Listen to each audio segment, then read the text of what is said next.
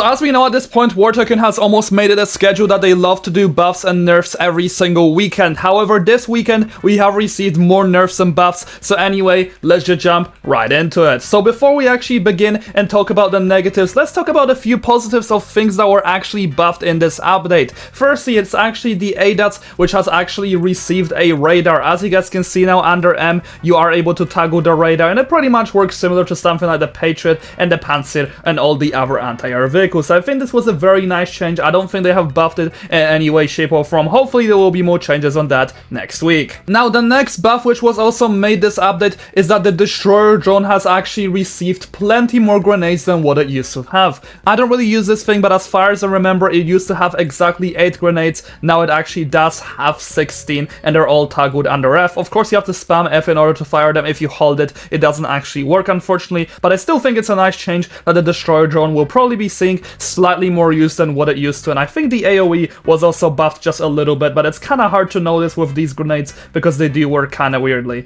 Anyway, let's just move into the actual nerfs which were made in this update, and there unfortunately is a plenty big amount of them. So firstly, we have received a nerf for the HACV Overlord. Its base speed was reduced from 80 to 70, and its base health was reduced from 2600 to 2400, and at max level, as you guys can see, these are going to be the following stats. Now, the Smart Flag has also been heavily nerfed against ground vehicles. Let's go ahead and take a look. So what they first decided to nerf was actually the damage against tanks. As you guys can see, it's doing 4% per hit, but the DPS is still going to be pretty great, but I do believe the DPS was cut by at least 50%, so you guys will have to be hitting your shots a lot more consistently if you actually want to win the fights. But either way, this is still amazing against tanks. Now the next thing which was also nerfed is that they have basically changed the damage against ground vehicles similar to what it was with the tanks. As you guys remember, this thing used to pretty much shred every single garage vehicle in like 1 second. Now it's going to be doing a lot less damage. However, as I said, the DPS will still be strong if you're hitting all of your shots. Now the damage against shields was also nerfed by the cannon. As you guys can clearly see, it's not doing as much as it used to. It used to pretty much shred the shield in like a few seconds. Once again, this is no longer the case. Anyway, the next nerf which was made in this update is the AC-130's AoE. Now, as you guys can see, I'm kind of trying to aim at the left wall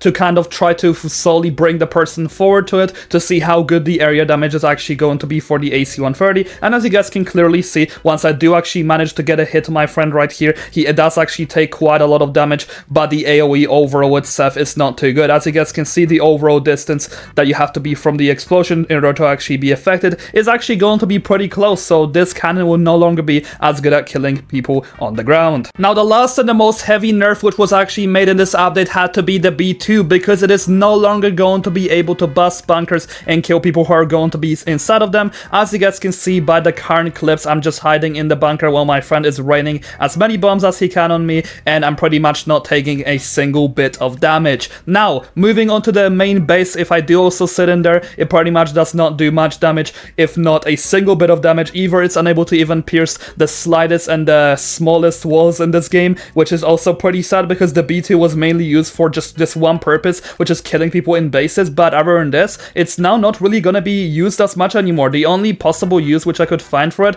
is going to be countering ships, but that's not even that good, to be honest, because the ships can just move out the way. Same with the ground vehicles. As you guys can see in the clips right here, I will be able to kill something like the Abrams X with not much issue if I do land a direct shot, but to be honest, that's not very useful, because if the Abrams X is always going to be staying on the move, you're never going to be able to hit these bombs, and the area damage was really what helps you hit these shots in the best way possible. Anyway, I do believe there should be a better way in which they could nerf the B-2, and do understand that they nerfed it because of spawn killing and etc. But I feel like if they do just change the payload and give us different types of bombs, the B-2 can become great again. But right now, in the current state that it's in, it really does not get a job done, and it is very sad. A lot of people have actually spent their money on it, and they are pretty much just left unrewarded. Anyway, I'll see you guys next video. Have a great day, and do let me know in the comment section down below what you think about these nerfs.